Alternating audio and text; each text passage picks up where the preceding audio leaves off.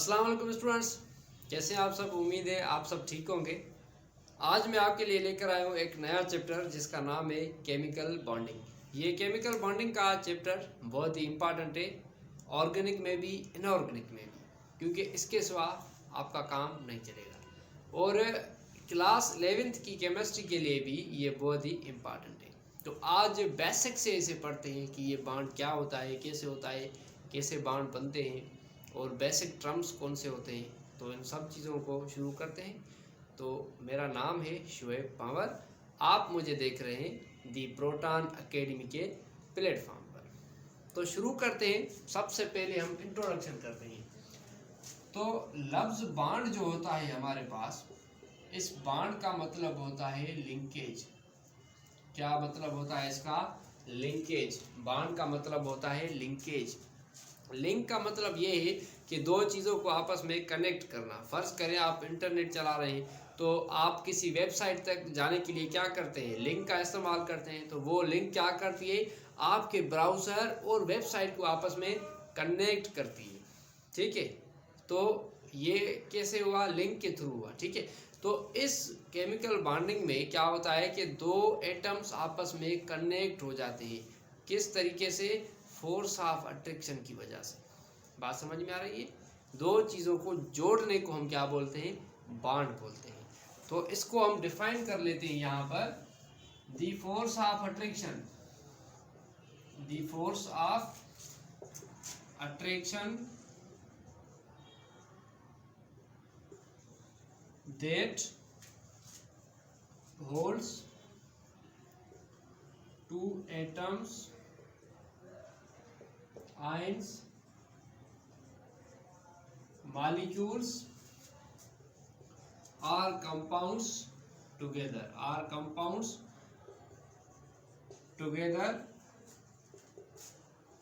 is called chemical bond, chemical bond. यानी वो force of attraction जो दो एटम्स, दो आयंस, दो मॉलिक्यूल्स या दो कंपाउंड्स को आपस में जोड़े, तो उसको हम क्या बोलते हैं? केमिकल बॉन्ड बोलते हैं। यहाँ पर एक सवाल है कि ये केमिकल बॉन्ड बनता किस वजह से? रीज़न क्या है?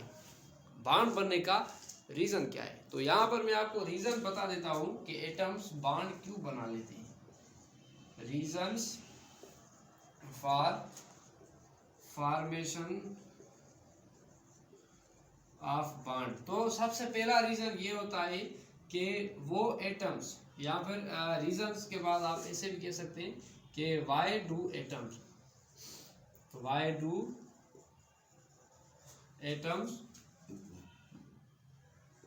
Form bond. ठीक है, एटम्स जो है वो बॉन्ड क्यों बनाते हैं? तो पहला रीजन होता है हमारे पास to complete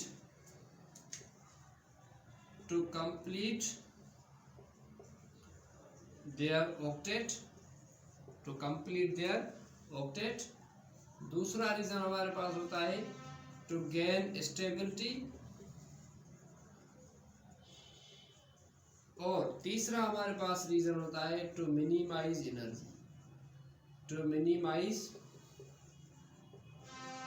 एनर्जी। ये हमारे पास तीन बेसिक रीज़न होते हैं जिनकी वजह से कोई भी एटम बॉन्ड बनाना चाहता है। ठीक है, पहला रीज़न ऑक्टेट पूरा करने के लिए, दूसरा स्टेबल होने के लिए, तीसरा एनर्जी को मिनिमाइज करने के लिए। ठीक है, तो यहाँ पर एक टर्म है जिसको हम बोलते हैं ऑक्टेट रूल। तो इस ऑक्टेट रूल को हम यहाँ पर पढ़ते हैं कि ये ऑक्टेट रूल है क्या, क्यों एटम्स ऑक्टेट रूल को फॉलो करते हैं। तो आप ये लिखें, तो मैं इसे मिटा दूं, फिर हम शुरू करते हैं कि ऑक्टेट रूल हमें क्या बताता है। तो मेरे ख्याल से आपने इसे लिख दिया होगा, तो मैं अब इसको मिटा देता हूं। तो हमारे पास ऑक्टेट रूल है, इसको पढ़ते हैं हम। ऑक्टेट रूल, ठीक है। तो ऑक्टेट रूल हमें बताता है कि atoms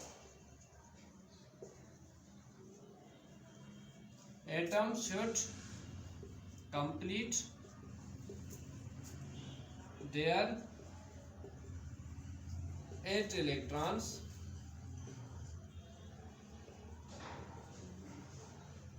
in their valence shell, in their valence shell। ठीक है, ये रूल हमें बताता है कि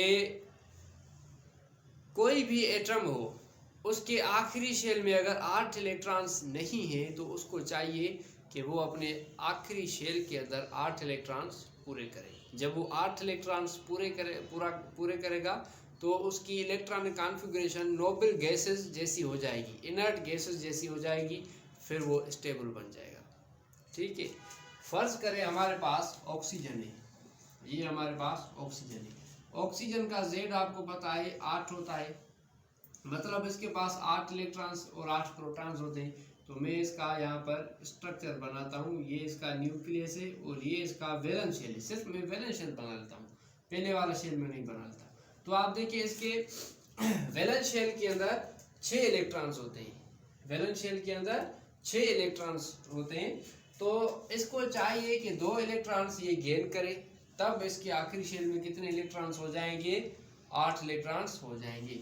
पहले यानी जब इसके पास टोटल 8 इलेक्ट्रॉन्स है, आखिरी शेल में 6 है और इस शेल से पहले वाले शेल में 2 इलेक्ट्रॉन्स हैं। ठीक है, तो इसकी इलेक्ट्रॉनिक कॉन्फ़िगरेशन क्या है? 1s2 2s2 2p4। ये इसकी बिफोर गेनिंग इलेक्ट्रॉन, यानी इलेक्ट्रॉन गेन करने से पहले इसकी इलेक्ट्रॉनिक कॉन्फ़िगरेशन है। ठीक है, तो अब जब ये इलेक्ट्रॉन हासिल कर लेगी 2, तो ये बन जाएगी O माइनस बन जाएगी। जब ये O माइनस बन गई तो अब इसके पास कितने इलेक्ट्रॉन्स आ गए? आखिरी शेल में 8 हो गए। 8 हो गए तो इसकी इलेक्ट्रॉनिक कॉन्फ़िगरेशन भी चेंज हो जाएगी। कैसे चेंज हो जाएगी? अब 8 इलेक्ट्रॉन्स हो गए, ये 6 थे, सॉरी हाँ ये 8 थे, टोटल 8 थे। ठीक है, अब 2 इलेक्ट्रॉन्स आ गए तो इसके आखिरी शेल में 8 हो गए और आखिरी शेल से पहले वाले शेल में 2 इलेक्ट्रॉन्स मौजूद है, मतलब अब इसके पास 10 इलेक्ट्रॉन्स आ गए। तो इसकी यानी आफ्टर गेनिंग इलेक्ट्रॉन्स, तो अब इसकी इलेक्ट्रॉनिक कॉन्फ़िगरेशन हो जाएगी 1s2 2s2 2p6। ठीक है, अब इसके पास 10 इलेक्ट्रॉन्स आ गए। तो अगर हम देखें तो ये इलेक्ट्रॉनिक कॉन्फ़िगरेशन नियॉन की भी होती है। किसकी? नियॉन की, जिसका Z होता है 10। ठीक है, Z इसका कितना होता है? 10। मतलब ऑक्सीजन ने अब नोबल गैस की इलेक्ट्रॉनिक कॉन्फ़िगरेशन हासिल कर ली। अब ये क्या बन गई? अब ये बन गई स्टेबल। और इसने ऑक्टेट रूल को भी फॉलो किया। कैसे फॉलो किया? कि इसने 2 इलेक्ट्रॉन्स हासिल कर लिए, अपने आखिरी शेल में 8 इलेक्ट्रॉन्स कंप्लीट कर लिए। ये हमारे पास ऑक्टेट रूल है। उसके बाद हमारे पास दूसरा एक एलिमेंट है पोटेशियम। पोटेशियम का Z होता है 19। तो इसका स्ट्रक्चर अगर देखें तो ये इसका न्यूक्लियस है और इसका लास्ट शेल है। लास्ट शेल में 9 इलेक्ट्रॉन्स होते हैं। तो अब इसको चाहिए कि ये 8 पूरे करे, तो एक ये क्या करेगा? लूज करेगा। लूज करने के बाद के प्लस में कन्वर्ट हो जाएगा, एक इलेक्ट्रॉन ये लूज कर लेगा। तो अब इसकी इलेक्ट्रॉनिक कॉन्फ़िगरेशन हो जाएगी 1s2 2s2 2p6 3s2, ये हमारे पास 1s2 2s2 2p6 3s2 और 3p6। ठीक है, ये इसकी जो है अब हमारे पास इलेक्ट्रॉनिक कॉन्फ़िगरेशन है आफ्टर लूजिंग इलेक्ट्रॉन लूज करने के बाद ये इसकी इलेक्ट्रॉनिक कॉन्फ़िगरेशन है। अगर हम देखें तो ये इलेक्ट्रॉनिक कॉन्फ़िगरेशन हमें आर्गन की भी मिलती है, जिसका Z होता है 18। ठीक है, मतलब जब पोटेशियम ने इलेक्ट्रॉन लूज किया तो उसकी इलेक्ट्रॉनिक कॉन्फ़िगरेशन आर्गन जैसी हो गई और ये स्टेबल बन गई। पहले इसके पास 4s1 था, ये भी इसके पास सबशेल था। तो अब जब इसने इलेक्ट्रॉन लूज किया तो 3p6 इसका लास्ट ऑर्बिटल बना और इलेक्ट्रॉनिक कॉन्फ़िगरेशन आर्गन जैसी इसने हासिल कर ली। तो ये हमारे पास ऑक्टेट रूल है, जो हमें ये कहता है कि एटम्स को अपने आखिरी शेल में 8 इलेक्ट्रॉन्स पूरे करने चाहिए, लेकिन एक्सेप्ट डी ऑर्बिटल के अलावा, क्योंकि डी ऑर्बिटल में हमारे पास कितने इलेक्ट्रॉन्स आते हैं, 10 आते हैं। ठीक है, तो ये हमारे पास ऑक्टेट रूल है। अब ऑक्टेट रूल हर एटम पर एप्लीकेबल नहीं था, हर एटम ऑक्टेट रूल को फॉलो नहीं कर रहा था, तो ये रूल भी लिमिट हो गया। अब हम इसकी लिमिटेशन पढ़ते हैं कि ये लिमिट क्यों हुआ। तो मैं इसे मिटा देता हूँ यहाँ पर, आप इसे लिखें या फिर आप इसका स्क्रीनशॉट ले लें, तो आपके लिए ये बेहतर हो जाएगा। ठीक है, तो अब हम इसकी लिमिटेशन पढ़ते हैं कि ये लिमिट क्यों हो गया, किस वजह से ये लिमिट हो गया।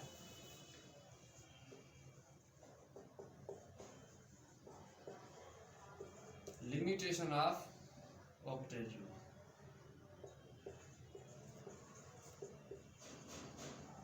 ठीक है, लिमिटेशन ऑफ ऑक्टेट रूल। तो सबसे पहले मैं आपको बता दूं कि ऑक्टेट रूल ने हमें कहा था कि एटम्स को अपने आखिरी शेल में 8 इलेक्ट्रॉन्स पूरे करने चाहिए, तभी वो स्टेबल होंगे। लेकिन कुछ ऐसे हमारे पास कंपाउंड्स मौजूद हैं जिन्होंने बॉन्ड भी बनाया है, जिनके कंपाउंड्स भी मौजूद हैं, वो स्टेबल भी हैं, लेकिन उनके वैलेंस शेल में तो 8 इलेक्ट्रॉन्स नहीं है, फिर भी उनका कंपाउंड मौजूद है, फिर भी वो एग्जिस्ट करते हैं।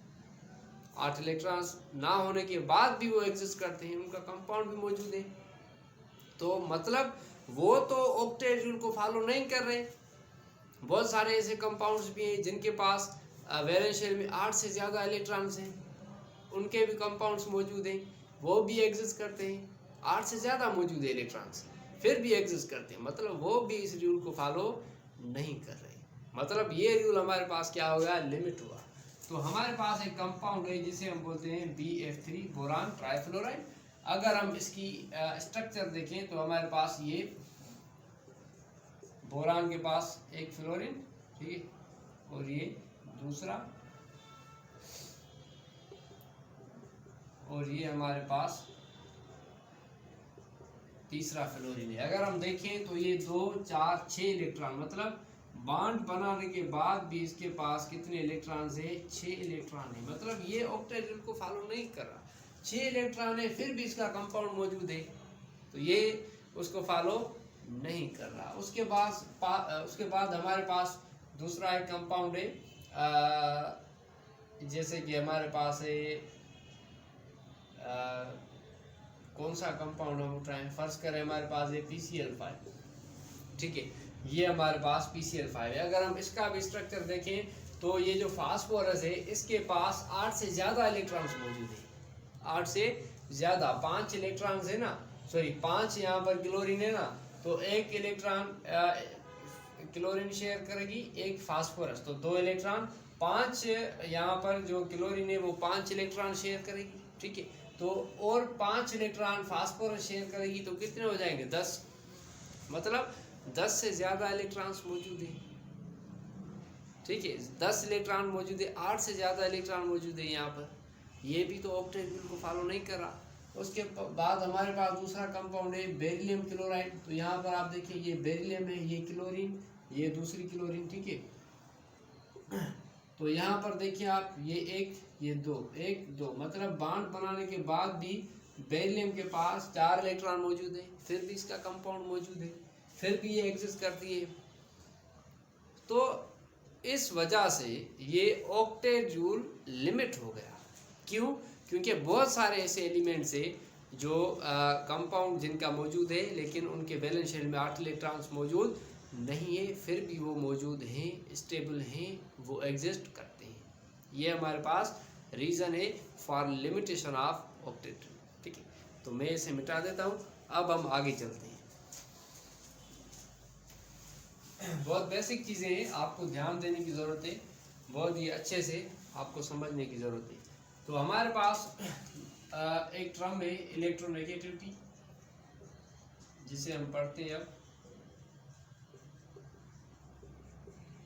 इलेक्ट्रोनेगेटिविटी। तो इलेक्ट्रोनेगेटिविटी हमारे पास क्या होती है, इसे हम डिफाइन करते हैं the power of atom,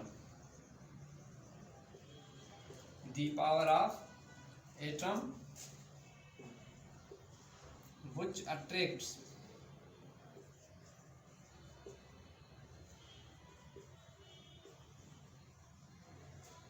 the shared pair of electrons, the shared pair of electrons towards itself। ठीक है, यहाँ पर इलेक्ट्रॉन्स लिखे तब भी ठीक है, अगर आप ये लिखें फिर भी ठीक है। तो इलेक्ट्रोनेगेटिविटी एक पावर होता है जो किसी भी शेयर्ड पेयर ऑफ इलेक्ट्रॉन को एटम अपनी तरफ अट्रैक्ट करता है। फर्ज करें हमारे पास एक कंपाउंड है HF का, तो ये हमारे पास हाइड्रोजन है, ये हमारे पास फ्लोरीन है, ये दोनों ने एक एक इलेक्ट्रॉन शेयर किया है। तो इसका Z होता है 1, इसका Z होता है 9, तो डेफिनेटली इसका पावर ज़्यादा होगा। ठीक है, क्योंकि इसके पास न्यूक्लियर फोर्स ज़्यादा है ना, न्यूक्लियर फोर्स क्या है, हाई है, क्योंकि इलेक्ट्रॉन और प्रोटॉन ज़्यादा है, तो इसका जो न्यूक्लियर फोर्स है वो भी क्या है, ज़्यादा है। ठीक है, तो यहाँ पर क्या होगा, ये फ्लोरीन जो है इस दोनों पेयर को यानी इन दोनों इलेक्ट्रॉन्स को अपनी तरफ क्या करेगी, अट्रैक्ट करेगी, अपनी तरफ खींचेगी। तो खींचने के लिए जो पावर यूज़ कर रही है उसे हम क्या बोलते हैं, इलेक्ट्रोनेगेटिविटी बोलते हैं। बात समझ में आ रही है, ये हमारे पास इलेक्ट्रोनेगेटिविटी का टर्म है। अब हम इसकी एप्लीकेशन पढ़ते हैं कि इसकी एप्लीकेशन क्या होती है। तो बहुत सारे एग्जांपल है, दूसरा भी एग्जांपल मैं आपको यहाँ पर दे देता हूँ।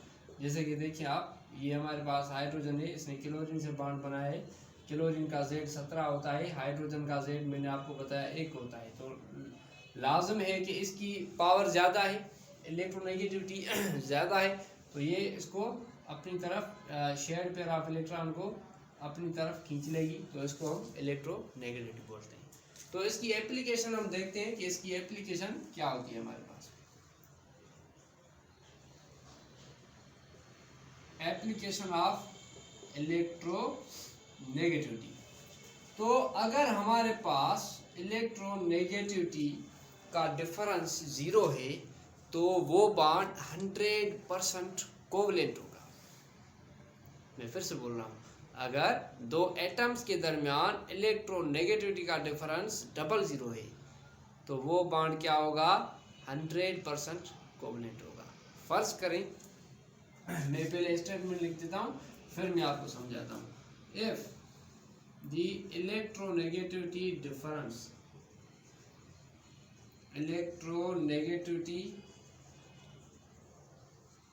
difference between two atoms between two atoms is equal to 0 या फिर 00, then the bond is considered as 100% covalent. 100% covalent. ठीक है, अगर दो एटम्स के बीच में इलेक्ट्रोनेगेटिविटी का डिफरेंस 00 है तो वो बॉन्ड क्या होगा, 100% कोवलेंट। फर्ज करें हमारे पास हाइड्रोजन है, इसने दूसरे हाइड्रोजन के एटम से बॉन्ड बनाया है, तो इन दोनों ने एक एक इलेक्ट्रॉन शेयर किया है, तो लाजम है जितनी इसकी इलेक्ट्रोनेगेटिविटी होगी उतनी इसकी होगी। जितना पावर इसको खींचने के लिए ये लगाएगी उतना ही पावर ये हाइड्रोजन लगाएगी। तो इनके दरमियान में इलेक्ट्रोनेगेटिविटी का डिफरेंस जो है वो इलेक्ट्रोनेगेटिविटी का डिफरेंस वो क्या है, इक्वल टू 0 है। मतलब ये हमारे पास 100% क्या है, कोवलेंट कंपाउंड है। 100% कोवलेंट कंपाउंड है या फिर कोवलेंट बॉन्ड है। ऐसे ही हमारे पास फ्लोरीन है, दूसरी फ्लोरीन है, इन दोनों की इलेक्ट्रोनेगेटिविटी भी सेम ही है, डिफरेंस जो है वो 0 है। जितना फोर्स ये लगाएगी इस इलेक्ट्रॉन के पेयर को खींचने के लिए उतना ही फोर्स ये लगाएगी। मतलब यहाँ पर 0 डिफरेंस है हमारे पास इलेक्ट्रोनेगेटिविटी में, तो ये हमारे पास क्या है, ये हमारे पास 100% कोवलेंट कंपाउंड है, 100% कोवलेंट है। बहुत सारे एग्जांपल्स हैं। फर्स्ट करें क्लोरीन है हमारे पास, ये क्लोरीन दूसरी क्लोरीन से बॉन्ड बनाती है, तो दोनों की इलेक्ट्रोनेगेटिविटी सेम है, तो ये भी हमारे पास क्या है, 100% कोवलेंट है। तो सेम एटम्स जब आपस में बॉन्ड बनाते हैं तो वो हमारे पास क्या होते हैं 100% कोवलेंट, क्योंकि उनकी इलेक्ट्रोनेगेटिविटी दोनों की सेम होती है। बात समझ में आ रही है? तो ये हमारे पास पहली एप्लीकेशन थी किसकी, इलेक्ट्रोनेगेटिविटी की। अब हम इसकी दूसरी एप्लीकेशन पर आते हैं। मैं इसको मिटा देता हूँ यहाँ से।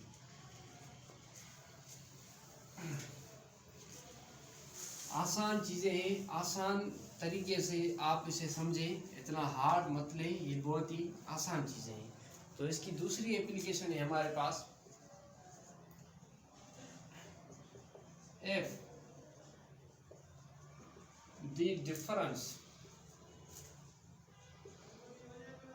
between या फिर if the difference in electronegativity between two atoms is 0.1 to 1.6, then the bond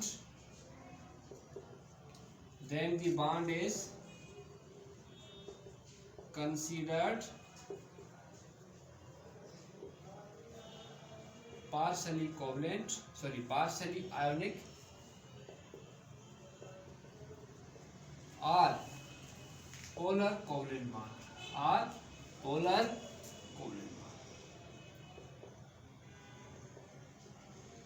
ठीक है।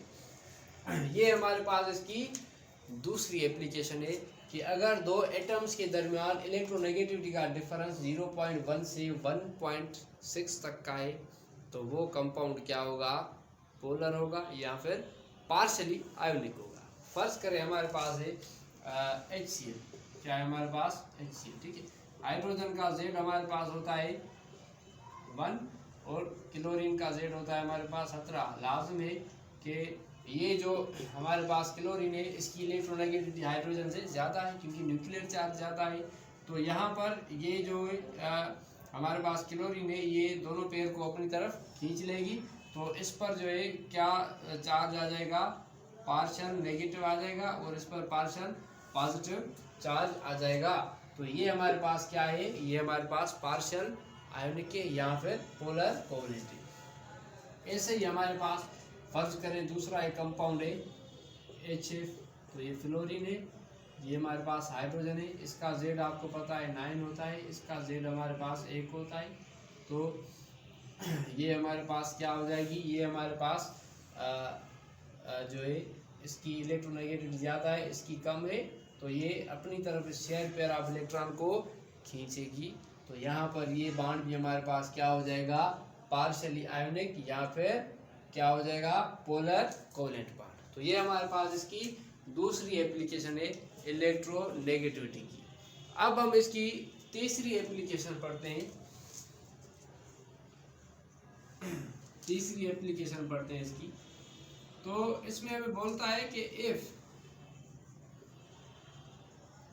Difference in electronegativity between two atoms is more than 1.7, then the bond is considered as ionic bond। बात समझ में आ रही है? अगर दो एटम्स की इलेक्ट्रोनेगेटिविटी की जो डिफरेंस है वो 1.7 से ज़्यादा है, तो वो बॉन्ड हमारे पास क्या होगा, वो बॉन्ड हमारे पास आयोनिक बॉन्ड होगा। उसके एग्जांपल्स हमारे पास जो है, जैसे हमारे पास सोडियम क्लोराइड है, ये हमारे पास आयोनिक बॉन्ड है। लिथियम क्लोराइड है, लिथियम फ्लोराइड है हमारे पास, बेरिलियम क्लोराइड है, उसके साथ साथ हमारे पास कैल्शियम क्लोराइड है। तो ये हमारे पास जो बॉन्ड है ये कौन से हैं, ये हमारे पास आयोनिक बॉन्ड है ये। उसके बाद हमारे पास है मैग्नीशियम ऑक्साइड, ठीक है। तो ये हमारे पास कौन से बॉन्ड है, इनके दरमियान आयोनिक बॉन्ड है। क्यों? क्योंकि अगर हम इलेक्ट्रोनेगेटिविटी का डिफरेंस निकालेंगे तो वो 1.7 से ज़्यादा आ जाएगा, और आपको घबराने की कोई ज़रूरत नहीं है। ये सब चीज़ें हम आयोनिक बॉन्ड और कोवलेंट बॉन्ड में डिस्कस करेंगे। तो ये हमारे पास एप्लीकेशन थी इलेक्ट्रोनेगेटिविटी की। अब हम यहाँ पर इसका जो ट्रेंड है या फिर वेरिएशन है उसको पढ़ते हैं। तो मैं इसको मिटा देता हूँ।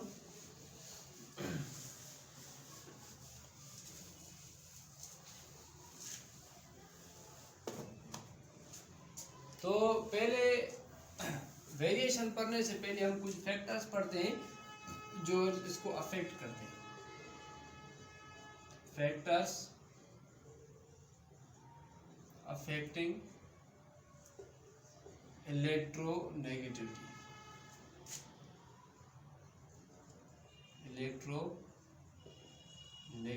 ठीक है। तो सबसे पहला हमारे पास फैक्टर है न्यूक्लियर चार्ज। कौन सा है? Nuclear charge. दूसरा है हमारे पास एटॉमिक साइज। और तीसरा हमारे पास है shielding effect. Shielding effect.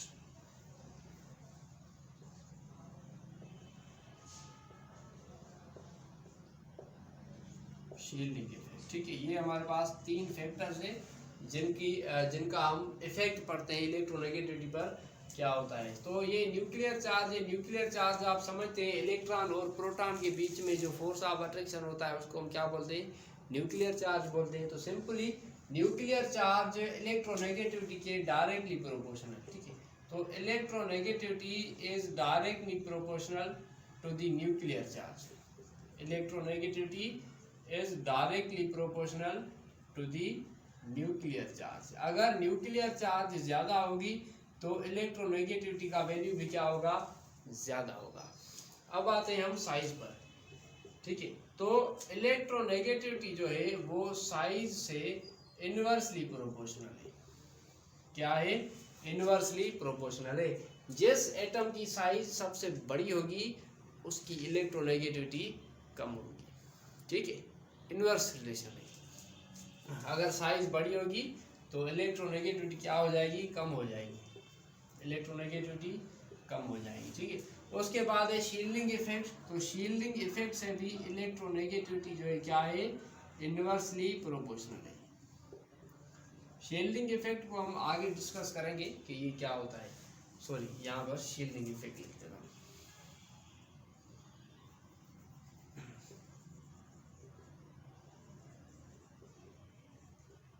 Shielding effect. ठीक है, ये हमारे पास इसके फैक्टर्स हो गए। तो मैं आपको बता देता हूँ कि जैसे ही न्यूक्लियर चार्ज बढ़ेगी तो इलेक्ट्रोनेगेटिविटी का वैल्यू भी बढ़ जाएगा। साइज अगर बढ़ेगी तो इलेक्ट्रोनेगेटिविटी का वैल्यू कम हो जाएगा। शील्डिंग इफेक्ट अगर बढ़ जाएगा तो इलेक्ट्रोनेगेटिविटी की वैल्यू भी कम हो जाएगी। ठीक है, तो अब इन चीज़ों पर ही बात करते हैं और अब हम इलेक्ट्रोनेगेटिविटी की वेरिएशन देखते हैं कि इलेक्ट्रोनेगेटिविटी की जो वेरिएशन है वो ग्रुप और पीरियड में कैसे है। ठीक है, तो मैं इसको मिटा देता हूँ। अब हम वेरिएशन को पढ़ते हैं।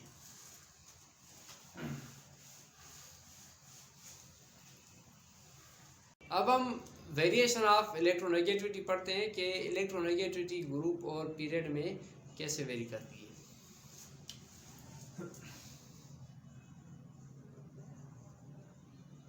Variation of electronegativity in period and groups. Periods and groups. तो सिंपली अगर हम पीरियड की बात करें तो हम ऐसे इसको डिफाइन करते हैं कि on moving from left to right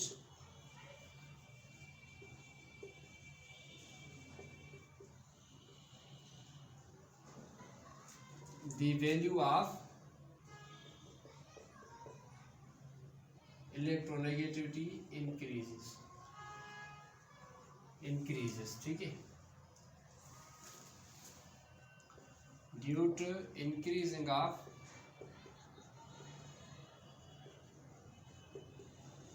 nuclear charge।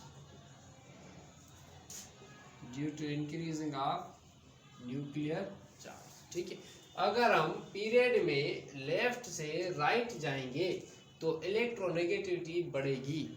Period के अंदर इलेक्ट्रोनेगेटिविटी बढ़ेगी। क्यों बढ़ेगी? क्योंकि जो न्यूक्लियर चार्ज है वो बढ़ता है। फर्स्ट करें, हमारे पास एक पीरियड है, lithium, beryllium, boron, carbon, nitrogen, oxygen और फ्लोरीन। तो ये हमारे पास पीरियड होता है, ठीक है। इसको हम बोलते हैं सेकेंड पीरियड। कौन सा पीरियड बोलते हैं? सेकेंड पीरियड, ठीक है। तो सेकेंड पीरियड के अंदर इलेक्ट्रोनेगेटिविटी, यानी सेकेंड हो, थर्ड हो, कोई भी पीरियड हो, तो उसके अंदर इलेक्ट्रोनेगेटिविटी इंक्रीज होती है। इसका एटॉमिक जो नंबर होता है वो हमारे पास 3 होता है, ठीक है। इसका 4 होता है, इसका 5, इसका 6, इसका 7, इसका 8, इसका 9 होता है। तो अगर हम देखें तो इसकी इलेक्ट्रोनेगेटिविटी जो है सबसे कम होगी और इसकी जो है सबसे ज़्यादा होती है। इसकी इलेक्ट्रोनेगेटिविटी होती है 4.0। और मैं आपको बात बता देता हूँ कि पूरे पीरियडिक टेबल में सबसे ज़्यादा जो इलेक्ट्रोनेगेटिव एलिमेंट है वो फ्लोरीन है। इसकी इलेक्ट्रोनेगेटिविटी सारे पीरियडिक टेबल में सबसे ज़्यादा होती है, ठीक है। इसकी साइज़ कम होती है। तो अगर हम देखें तो यहाँ से यहाँ तक आने के लिए क्या होता है, न्यूक्लियर चार्ज बढ़ता है। कैसे बढ़ता है? फर्स्ट करें, ये हमारे पास न्यूक्लियस है लिथियम का, और ये हमारे पास इसका पहला शेल है जिसमें 2 इलेक्ट्रॉन्स होते हैं, और ये इसका कौन सा शेल है? ये इसका दूसरा शेल है। ये इसका दूसरा शेल है और इस शेल के अंदर 1 इलेक्ट्रॉन है। आपको पता है पहले शेल को हम के बोलते हैं जिसके अंदर 2 इलेक्ट्रॉन्स ही आ सकते हैं, और दूसरे को हम क्या बोलते हैं? एल। इसके अंदर 8 इलेक्ट्रॉन्स आ सकते हैं। तो आप देखिए इसका पहला शेल मुकम्मल है, दूसरे शेल में 1 इलेक्ट्रॉन है, जबकि इसके अंदर 8 इलेक्ट्रॉन्स आ सकते हैं। मतलब इस शेल के अंदर कितने इलेक्ट्रॉन्स की गुंजाइश है? 7 इलेक्ट्रॉन्स की गुंजाइश है। तो जब यहाँ से हम यहाँ तक आते हैं तो ये शेल आहिस्ता आहिस्ता फिल हो जाता है। यहाँ पर इसके पास 1 इलेक्ट्रॉन है, बेरिलियम के पास, बेरिलियम पर जब आते हैं तो इसके अंदर 1 इलेक्ट्रॉन और फिल होता है, यहाँ पर 1 और फिल होता है, और यहाँ तक आने तक इसके अंदर कितने इलेक्ट्रॉन्स फिल हो जाते हैं? 6 से 7 इलेक्ट्रॉन्स फिल हो जाते हैं। फिर जो है न्यूक्लियर चार्ज बढ़ता है। शेल वही होता है, शेल के अंदर इलेक्ट्रॉन्स फिल हो जाते हैं तो न्यूक्लियर चार्ज बढ़ जाता है। जब न्यूक्लियर चार्ज बढ़ जाता है तो इलेक्ट्रोनेगेटिविटी इंक्रीज हो जाती है, क्योंकि हमने पढ़ा था कि electronegativity is directly proportional to the nuclear charge. बात समझ में आ रही है? तो ये हमारे पास पीरियड के अंदर ट्रेंड है किसका? इलेक्ट्रोनेगेटिविटी का। अब हम ग्रुप में पढ़ते हैं तो मैं यहाँ पर ही इसको लिख देता हूँ, ठीक है। इसका ट्रेंड ग्रुप के अंदर from moving top to bottom in group the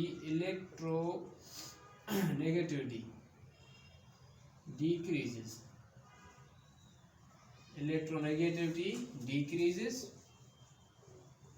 due to increasing of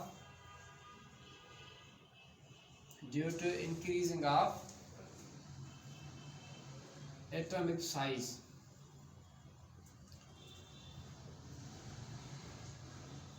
and decreasing of nuclear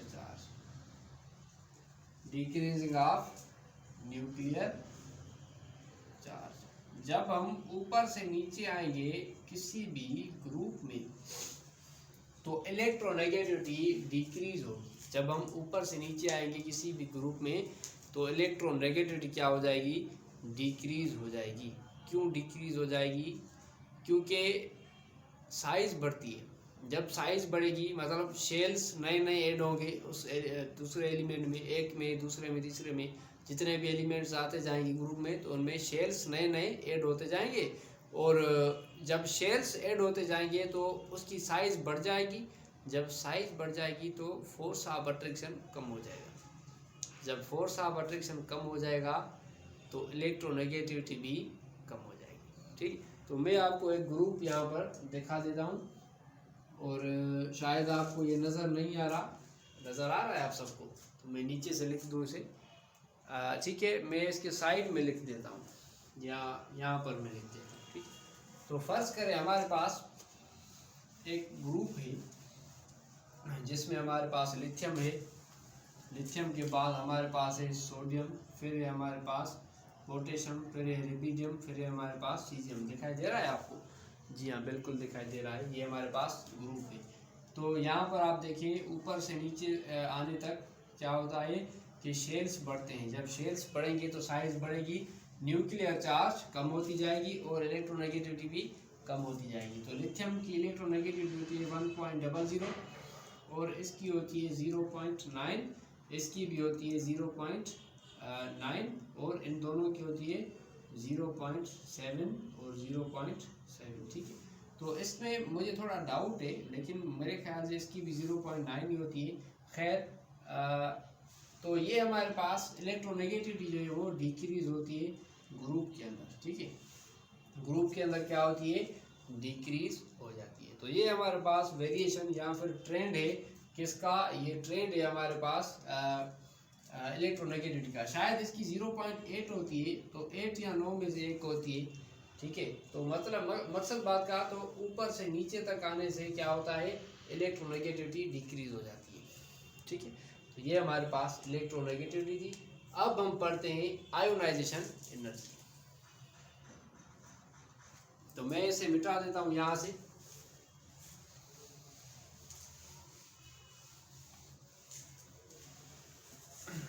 बहुत ही बेसिक टर्म्स है ये, अगर आपको पता होंगे तो आपको आगे मुश्किलात नहीं होगी। ठीक है, ionisation energy.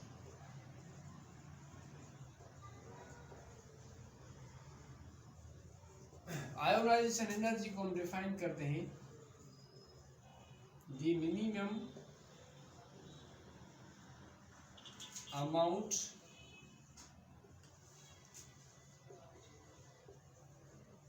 of energy required to remove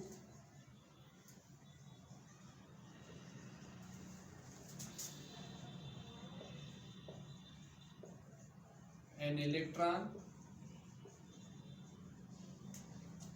या फिर to remove loosely bonded electron, loosely bonded electron. ठीक है, loosely bonded electron from an isolated gaseous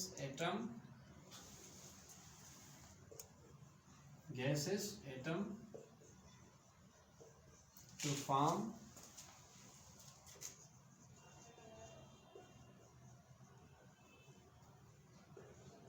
a uninegative ion। ठीक है, तो ये हमारे पास आयोनाइजेशन एनर्जी है। इससे हम ऐसे समझते हैं कि हमें किसी भी एटम से, किसी भी गैस आइसोलेटेड एटम से इलेक्ट्रॉन को रिमूव करना है, उसके लास्ट शेल वाले लूजली बॉन्डेड इलेक्ट्रॉन को रिमूव करना है, तो हम उसको क्या करेंगे? एनर्जी सप्लाई करेंगे। जब इलेक्ट्रॉन उसमें से निकल जाएगा तो क्या हो जाएगा? इलेक्ट्रॉन उसमें से निकल हो जाएगा तो वो एटम एक आयन बन जाएगा। ठीक है, ये हमारे पास आयोनाइजेशन एनर्जी की डेफिनेशन है। फर्ज करें हमारे पास हाइड्रोजन है, हमारे पास सोडियम है, पोटेशियम है या फिर हमारे पास रुबिडियम है। ठीक है, तो हम क्या करते हैं? इनको एनर्जी सप्लाई करेंगे। क्या करेंगे? हम इसको एनर्जी सप्लाई करेंगे। तो एनर्जी सप्लाई करने के बाद ये H+ में कन्वर्ट हो जाएंगे और एक इलेक्ट्रॉन इसका लूज हो जाएगा। ठीक है, तो सोडियम है हमारे पास, इसको भी हम क्या करेंगे? एनर्जी सप्लाई करेंगे। एनर्जी सप्लाई करने के बाद क्या हो जाएगा? इलेक्ट्रॉन रिमूव हो जाएगा और ये आयन में कन्वर्ट हो जाएगा। ठीक है, उसके बाद हमारे पास पोटेशियम है, इसको भी एनर्जी सप्लाई करेंगे हम। एनर्जी सप्लाई करने के बाद क्या हो जाएगा? एनर्जी सप्लाई करने के बाद क्या हो जाएगा? ये K+ यानी आयन में कन्वर्ट हो जाएगा, एक इलेक्ट्रॉन लूज हो जाएगा। तो ये हमारे पास आयोनाइजेशन एनर्जी की डेफिनेशन है कि अगर हम अगर हम किसी भी एटम से इलेक्ट्रॉन को रिमूव करना चाहते हैं तो हम उसको एनर्जी सप्लाई करेंगे। एनर्जी सप्लाई करेंगे तो इलेक्ट्रॉन रिमूव हो जाएगा और फिर क्या हो जाएगा, वो एटम आयन में कन्वर्ट हो जाएगा। तो ये हमारे पास आयोनाइजेशन एनर्जी होती है। ठीक है, तो अब हम इसके ट्रेंड्स को पढ़ते हैं। ठीक है, और फैक्टर्स को पढ़ते हैं कि कौन से फैक्टर्स इसको अफेक्ट करते हैं। Factors affecting ionization energy. Factors affecting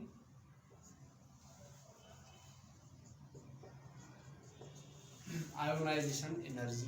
तो पहला फैक्टर हमारे पास होता है न्यूक्लियर चार्ज, जो हमने इलेक्ट्रोनेगेटिविटी के टर्म में डिस्कस किया था। दूसरा हमारे पास होता है एटॉमिक साइज। तीसरा हमारे पास होता है शील्डिंग इफेक्ट। तो ये हमारे पास तीन टर्म्स होते हैं। तो न्यूक्लियर चार्ज से आयोनाइजेशन एनर्जी डायरेक्टली प्रोपोर्शनल होती है। क्या होती है? डायरेक्टली प्रोपोर्शनल होती है न्यूक्लियर चार्ज से। अगर न्यूक्लियर चार्ज ज़्यादा तो आयोनाइजेशन एनर्जी भी ज़्यादा। एटॉमिक साइज से भी आयोनाइजेशन एनर्जी क्या होती है? इन्वर्सली प्रोपोर्शनल होती है। अगर हम साइज किसी एटम की ज़्यादा होगी तो आयोनाइजेशन एनर्जी क्या होगी? कम होगी। कम आयोनाइजेशन एनर्जी हमें देनी होगी तो उसमें से इलेक्ट्रॉन रिमूव हो जाएगा। उसके बाद है शील्डिंग इफेक्ट। तो आयोनाइजेशन एनर्जी शील्डिंग इफेक्ट से भी क्या है? इन्वर्सली प्रोपोर्शनल है। अगर शील्डिंग इफेक्ट ज़्यादा होगा तो आयोनाइजेशन एनर्जी क्या होगी? कम होगी। तो ये हमारे पास आयोनाइजेशन एनर्जी पर जो फैक्टर्स अफेक्ट करते हैं ये वो है। ठीक है, तो अब इसके ट्रेंड को पढ़ते हैं कि इसका ट्रेंड ग्रुप और पीरियड में क्या होता है। Trend of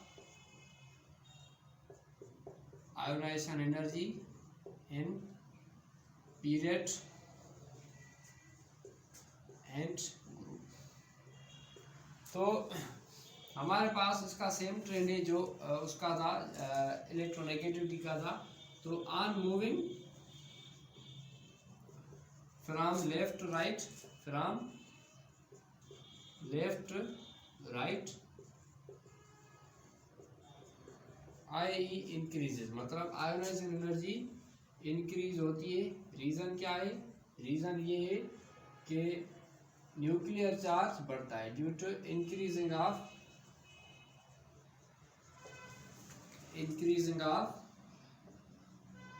nuclear charge.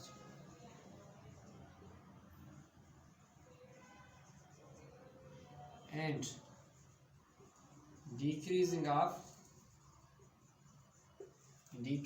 of atomic size कम होगी, न्यूक्लियर चार्ज जो है वो बढ़ेगी, तो यहाँ पर आयोनाइजेशन एनर्जी भी क्या होगी? बढ़ेगी। ठीक है, पीरियड के अंदर हम बात करें तो आयोनाइजेशन एनर्जी क्या होती है? कम होती है। ये ग्रुप है, फर्स्ट करें लिथियम है, सॉरी पीरियड है, लिथियम है, बेरिलियम है, बोरान है, कार्बन है, नाइट्रोजन है, उसके बाद हमारे पास है ऑक्सीजन और हमारे पास है फ्लोरीन। तो यहाँ पर आयोनाइजेशन एनर्जी क्या होती है? इंक्रीज होती है। क्या होती है? इंक्रीज होती है। बात समझ में आ रही है? तो अगर ग्रुप की हम बात करें तो हमारे पास है फर्स्ट करें हमारे पास कोई ग्रुप है तो हम इसको डिफाइन करते हैं on moving from top to bottom ionization energy decreases due to increasing of atomic size and decreasing of nuclear charge. जब ऊपर से नीचे हम आएंगे तो क्या होगा? न्यूक्लियर चार्ज कम होगी, एटॉमिक साइज बढ़ेगी, तो आयोनाइजेशन एनर्जी क्या हो जाएगी? कम हो जाएगी। फर्स्ट करें हमारे पास ग्रुप है, लिथियम है, सोडियम है, पोटेशियम है, रुबिडियम है, सीजियम है। तो ये हमारे पास ट्रेंड है ऊपर से नीचे आएंगे हम तो आयोनाइजेशन एनर्जी भी क्या होगी, कम होगी। तो ये इसके ट्रेंड्स हैं, ठीक है। तो मेरे ख्याल से आपको ये सब चीज़ें समझ में आ गई होगी। तो अब आप इसको लिखें तो मैं आगे आपको और भी समझाऊँ, ठीक है। तो अब बात करते हैं कि अगर आयोनाइजेशन एनर्जी जो है एक इलेक्ट्रॉन को रिमूव करने के लिए दी जाए तो उसको हम बोलते हैं फर्स्ट आयोनाइजेशन एनर्जी। उसको हम क्या बोलते हैं, फर्स्ट आयोनाइजेशन एनर्जी। अगर एक को रिमूव करने के बाद दूसरे को रिमूव करने के लिए हम एनर्जी देते हैं तो उसको हम बोलते हैं सेकंड आयोनाइजेशन एनर्जी। अगर हम थर्ड इलेक्ट्रॉन को रिमूव करने के लिए एनर्जी देंगे तो उसको हम बोलते हैं थर्ड आयोनाइजेशन एनर्जी, ठीक है। तो यहाँ पर उसको डिस्कस कर लेते हैं। To remove first electron, to remove first electron तो उसको हम क्या बोलते हैं, फर्स्ट आई, क्या बोलते हैं हम, फर्स्ट आयोनाइजेशन एनर्जी। उसके बाद अगर हम दूसरे इलेक्ट्रॉन को रिमूव करेंगे, टू रिमूव सेकंड इलेक्ट्रॉन तो उसको हम बोलेंगे सेकंड आयोनाइजेशन एनर्जी।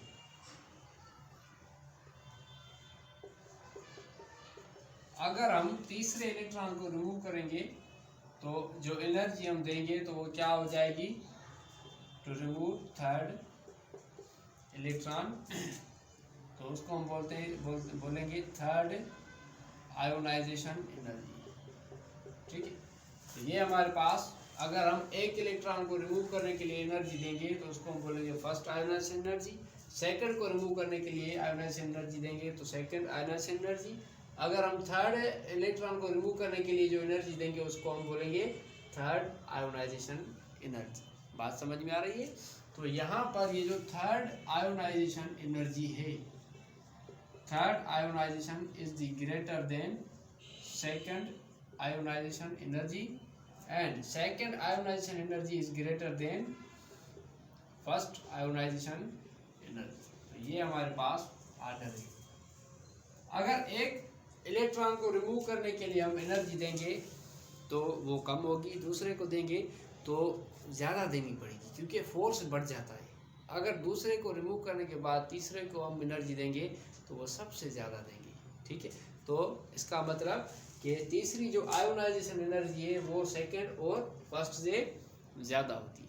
अगर कहीं पर भी क्वेश्चन आ जाए तो आप किसको सिलेक्ट करेंगे, थर्ड आयोनाइजेशन एनर्जी को। तो ये हमारे पास आयोनाइजेशन एनर्जी थी। अब हम डिस्कस करते हैं इलेक्ट्रॉन एफिनिटी को। तो अब हम इलेक्ट्रॉन एफिनिटी को डिस्कस करते हैं कि इलेक्ट्रॉन एफिनिटी क्या होती है। इलेक्ट्रॉन एफिनिटी तो इसको हम डिफाइन ऐसे करते हैं, the amount of energy, the amount of energy released or absorbed by adding an electron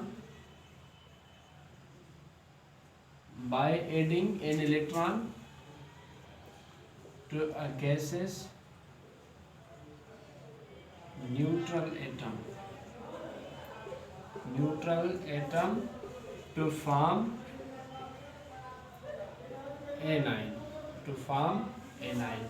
ये हमारे पास इसकी डेफिनेशन है कि अगर हम एनाइन फॉर्म करते हैं तो किसी भी एटम में एक इलेक्ट्रॉन ऐड करेंगे तब वो क्या हो जाएगा, एनाइन हो जाएगा। तो जब उसमें इलेक्ट्रॉन ऐड होगा तो वो क्या हो जाएगा, उसमें से या तो एनर्जी रिलीज होगी या तो एनर्जी एब्जॉर्ब्ड हो जाएगी, ठीक है। तो उसको हम क्या बोलते हैं, उसको हम बोलते हैं इलेक्ट्रॉन एफिनिटी। तो एक बार मैं आपको बता दूं कि पिछले टर्म में जो हमने पिछला टर्म पढ़ा अभी आयोनाइजेशन एनर्जी, उसमें मैंने आपको उसका यूनिट नहीं बताया। तो आयोनाइजेशन एनर्जी का यूनिट होता है kilo joules per mole. Ionization energy का यूनिट क्या होता है, kilo joules per mole inverse. ये आयोनाइजेशन एनर्जी का यूनिट होता है, ये आप याद रख लें। और आयोनाइजेशन एनर्जी में आप ये भी बात याद रख लें कि आयोनाइजेशन एनर्जी हम केटाइन फॉर्म करने के लिए देते हैं। क्यों देते हैं? केटाइन फॉर्म करने के लिए, और इलेक्ट्रॉन एफिनिटी एनाइन फॉर्म करने के लिए। ठीक है, तो जब हम किसी भी एटम में इलेक्ट्रॉन को ऐड करेंगे तो वहाँ से एनर्जी या तो रिलीज होगी या तो एब्जॉर्ब होगी। उसको हम क्या बोलते हैं? Electron affinity. फर्ज करें एक हमारे पास एटम में ऑक्सीजन, इसके अंदर हम एक इलेक्ट्रॉन ऐड करते हैं तो ये हमारे पास O- बन जाएगी। अब इस O- में हम एक इलेक्ट्रॉन ऐड करेंगे तो ये हमारे पास क्या बन जाएगी? O-2 बन जाएगी। ठीक है, तो क्या होता है कि जो फर्स्ट इलेक्ट्रॉन एफिनिटी होती है, first electron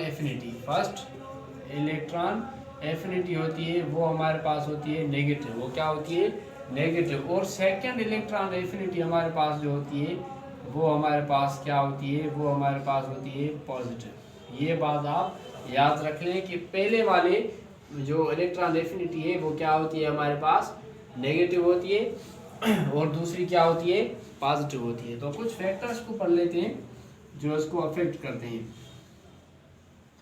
factors affecting electron affinity. तो पहला हमारे पास सेम फैक्टर है न्यूक्लियर चार्ज। दूसरा हमारे पास है एटॉमिक साइज। तीसरा हमारे पास है शील्डिंग इफेक्ट।